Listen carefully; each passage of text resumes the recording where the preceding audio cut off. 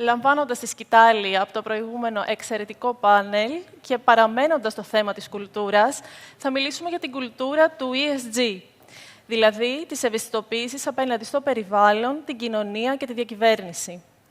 Ποιο είναι το μερίδιο ευθύνης που αναλογεί στις επιχειρήσεις για μια βιώσιμη οικονομία? Έχουμε κοντά μας δύο εξαιρετικούς ειδικούς της επικοινωνίας που θα μας μιλήσουν για το πώς οι οργανισμοί ενσωματώνουν τις αξίες του ESG στη στρατηγική τους. Όχι σε μακροπρόθεσμο θεωρητικό επίπεδο, αλλά σήμερα, τώρα, γιατί αυτό που κινητοποιεί τα πράγματα στο επίπεδο αυτό είναι κυρίως η κλιματική κρίση, την οποία την βιώνουμε απτά στην καθημερινότητά μας. Επομένως, πώς οι επιχειρήσεις, λαμβάνοντας υπόψη στη στρατηγική τους ανθρώπους, τους μετόχους και το οικοσύστημα μέσα στο οποίο δραστηριοποιούνται, διασφαλίζουν ένα καλύτερο μέλλον σε αυτόν τον πλανήτη για μας, αλλά και για τις επόμενες γενιές.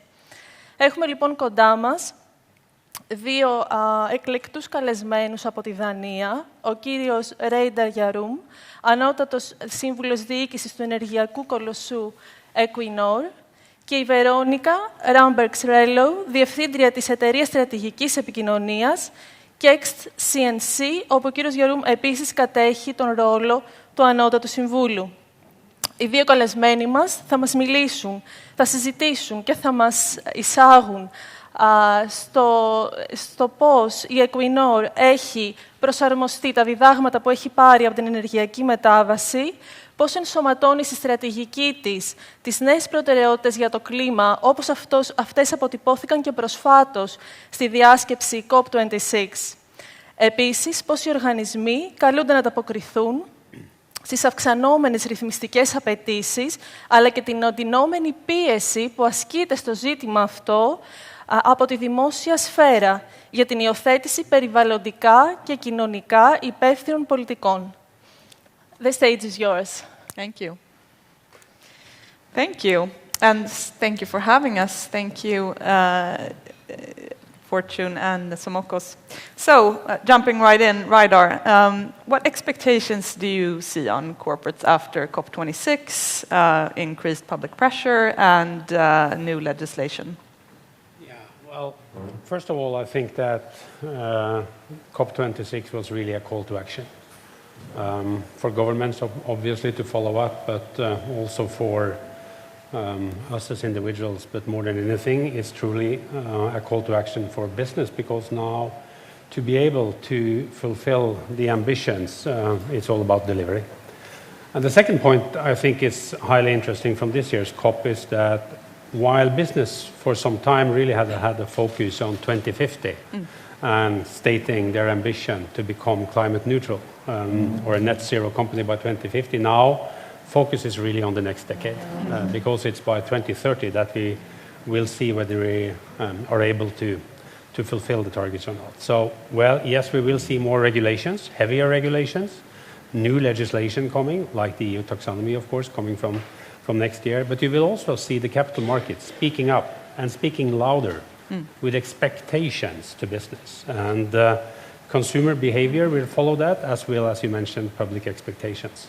The good thing, in a way, is there's no lack of money out there, it seems, public money, private money, but there's lack of good ideas and execution capability.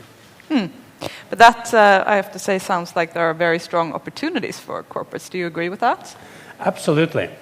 And I think now is the time to show leadership, but it's also a time to differentiate yourself in the marketplace. And I observe, and I feel certain that that is truly showing that those who now are seen as early movers within their areas create competitive advantage for themselves. So if you want to really lead in this transition, I think that will create business opportunities. It will give you access to cheaper capital. It will make you an attractive partner for countries, for other organizations, for businesses. And you will also be in the forefront of the war for talent, which I think has been discussed here earlier today. So may I just two small things around that. First, I think my advice would be that you really engage Yeah. That you find a way to have dialogue and that you are open and aspirational about what you do.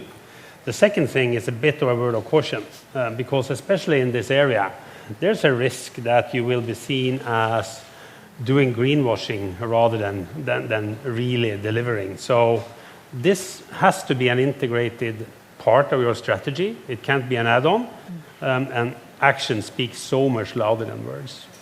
That's interesting. Just picking up on that greenwashing point, we work with, since we are a strategic communications consultancy, we work with clients who sometimes are accused of greenwashing, and most of them, of course, that was never their intention. It's just something that happens when there's a perception gap between what you're doing and what you're saying.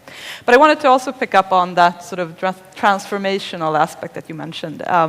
You were part of a real sort of change journey where you were at this formerly Statoil, the Norwegian state-owned oil company, which became the energy company Equinor. Can you share an example of how Equinor integrated sustainability the way that you just spoke of? Yeah, and this is definitely a transition which is still ongoing, because this is really a long-term horizon. But it's a huge strategic shift. And I learned in school once that the sequence of order was not kind of really relevant, but I definitely think it is. So for us, all of this started with that we were discussing how can we develop a long-term strategy that really will make us a leader in the energy transition, that will make this company also be a leading company as it has been in the first 50 years of its life, to be it for the next 50.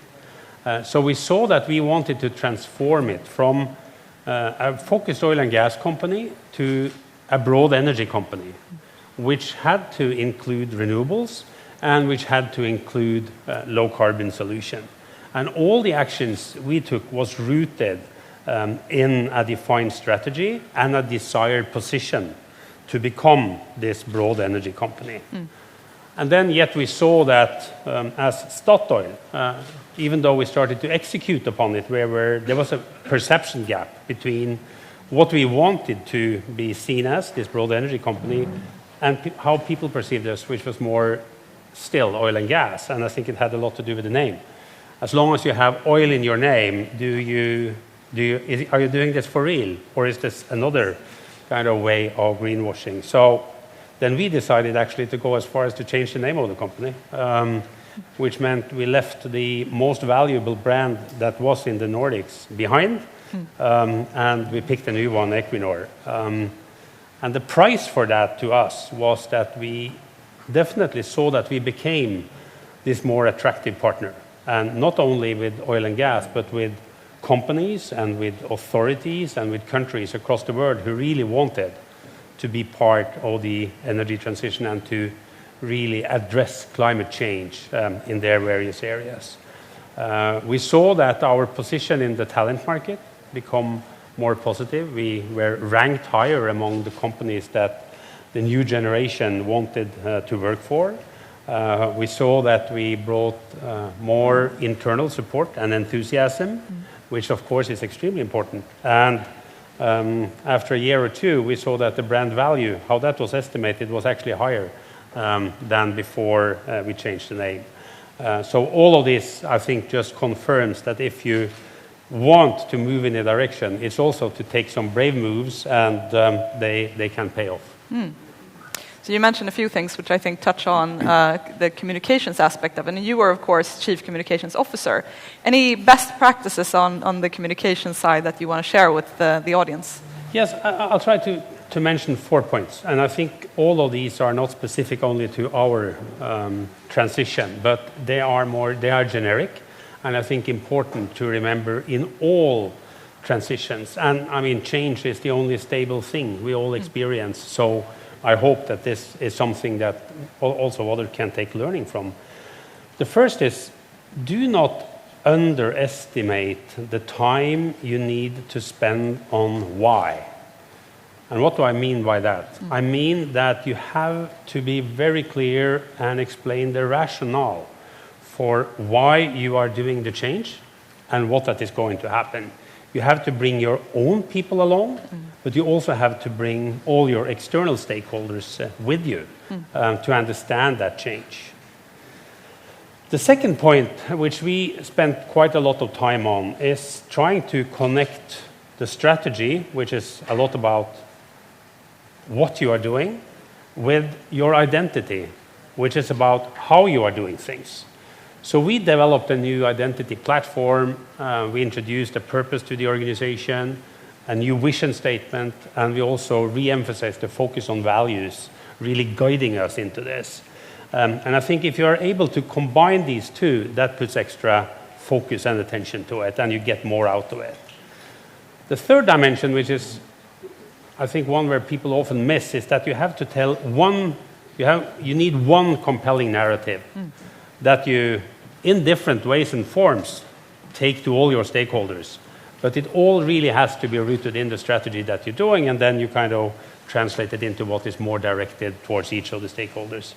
And the fourth, already from we started to prepare, we saw that we need to prove our words with action. Because, as I mentioned earlier, I think that is really what will give you the credibility you need and to keep the support for what you gain initially. So those would be my kind of 4 best practices points. So it sounds like both internal communications and external sort of stakeholder management are really important. Is one more important than the other? I think it's important, again, to start internally. Okay. Because if you're not able to bring your own organization with you, it's hard to explain to people out there what you really want to do and what you really want to achieve. But then, after that phase, it's not an either-or. Of course, you have to stick to that narrative. You have to explain the rationale for all of it to really get the support from your investors, from authorities, from all the ones that you depend on to realize the ambitions that you have. So, no. But maybe one thing that I would emphasize a little bit, remember the next generation. Those are the ones who's the new decision makers. Those are the next talent generation you need to take to your company. And they have a different approach to that than kind of old-timers like me. They want more and they expect more from companies. So have an extra view on them.